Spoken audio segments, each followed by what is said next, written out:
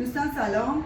نکته‌ای که میخوام امروز خدمتتون عرض بکنم این هستش که گاهی اوقات بعضی از دوستان که به ما پزشکان زیبایی مراجعه میکنن شکایت دارن از اینکه هر جایی که رفتن و بوتولینوم توکسین A یا همون بوتاکس رو تزریق کردن احساس سنگینی خیلی زیادی در پلک‌هاشون و چشم‌هاشون داشتن که وقتی به من ایشون مراجعه کردن چون خیلی خودشون اورینته بودن و کاملا مشکلی رو که پیدا کرده بودن برای من با دقت توضیح دادن، من متوجه شدم که کلا ایشون نباید توی پیشونیشون تزریق بوتاکس انجام بشه و فقط در قسمت خنده، در قسمت خطوط اخمشون و خطوط دور چشمشون باید تزریق بشه. شما چه حالتی داشتید دوست گرامی وقتی که به من مراجعه کردید؟ من همیشه جاهای دیگه بوتاکس تزریق میکردم، پلکام به شدت سنگین میشد، اصلا انگار نمیتونستم باز کنم.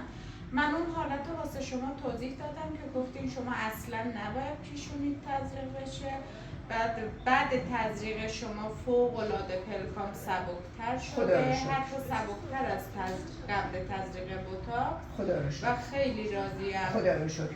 حتی 50% فکر میکنم از ورم پشت پلکم کمتر شده. خدا رو شکر. ببینید دوستان لطفاً خودتون با اورینتیشن کامل، با دقت کامل، با درایت کامل برای پزشک زیبایی توضیح بدید وقتی مشکل دارید. پزشک زیبایی وقتی از شما یه شرح میگیره به هر حال میخواد بهترین کار رو برای شما انجام بده.